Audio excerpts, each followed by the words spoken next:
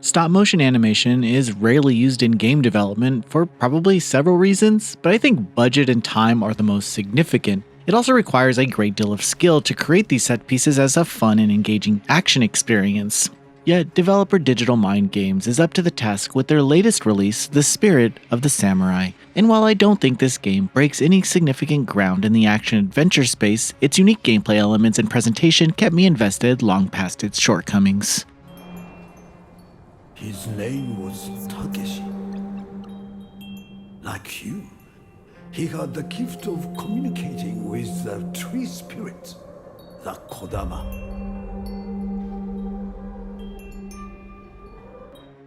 The Spirit of the Samurai wastes little time throwing you into the action, as a fox spirit narrates the tale of a legendary warrior named Takeshi. Following an Oni attack, he must protect his village and likely even more considering these demons destroy everything in their path. The opening requires you to look past the game's early blemishes as the narrative finds its footing. You see, it attempts to highlight features like side quests and item gathering that never truly resurface throughout the adventure. After a brief training segment, Takeshi must fight against the Oni with only one other character named Anika making any notable impact on the narrative. Still, the story is all about Takeshi and his cat, so don't worry too much about the rest. The CG cutscenes are very well done, supported by voice work that conveys the emotional scenes effectively. This is high drama at its finest, with good versus evil being the adventure. The developers clearly worked within their means, opting for a small cast so they can focus solely on this hero's journey, and that was enough to keep me invested.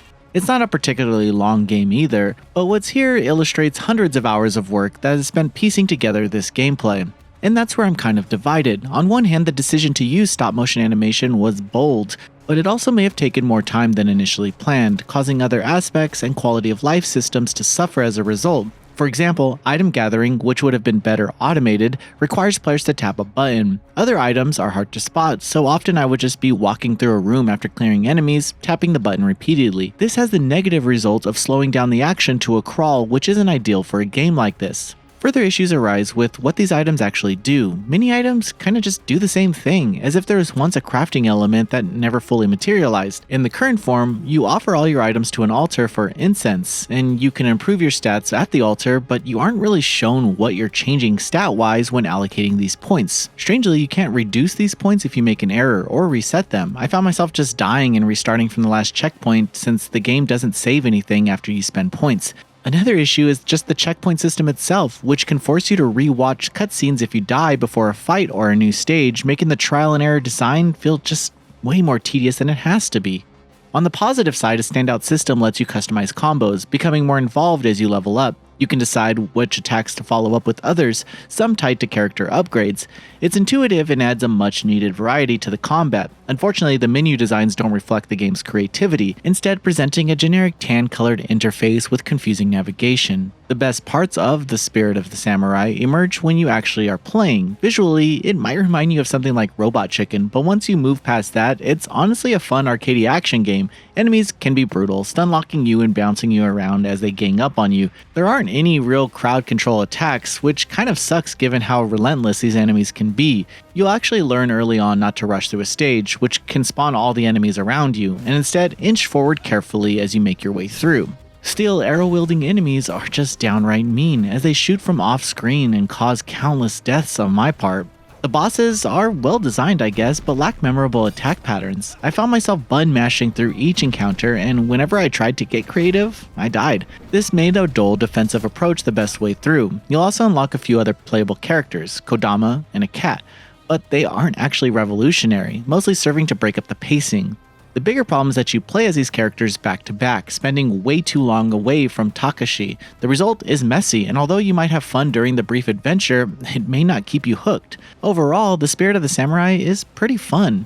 It's creative and unique, and I can honestly say I've never played anything like it. However, that doesn't excuse the lack of proper playtesting. I saw some discussions after those who played the demo where players mentioned camera issues and navigation problems, but these concerns weren't actually addressed. Some levels require Hail Mary leaps into the unknown, and there's a skip animation prompt awkwardly placed in the middle of every cinematic. As much fun as you'll have, there's plenty of moments reminding you of the game's shortcomings. Don't get me wrong, the team did an admirable job with this core presentation. I just think they may have forgotten to stitch it all together with enough quality of life consideration in mind. The Spirit of the Samurai is a game bursting with creativity and ambition. but its execution often stumbles under the weight of its unique design choices. The stop-motion animation, while impressive, seems to have come at the cost of polished systems and streamlined gameplay. Despite its flaws, the game delivers an engaging and visually distinct experience that's worth exploring for fans of experimental action titles. If you can overlook its rough edges and embrace its inventive spirit, you'll find a memorable, if imperfect, adventure. Noisy Pixel is giving The Spirit of the Samurai a 6 out of 10. Thanks for watching. This video is brought to you by our supporters on Patreon. Noisy Pixel is run by a group of gamers providing independent gaming coverage through news, reviews, previews, and more. Check out our Patreon to help support our continued growth, and subscribe to keep up with all our future content.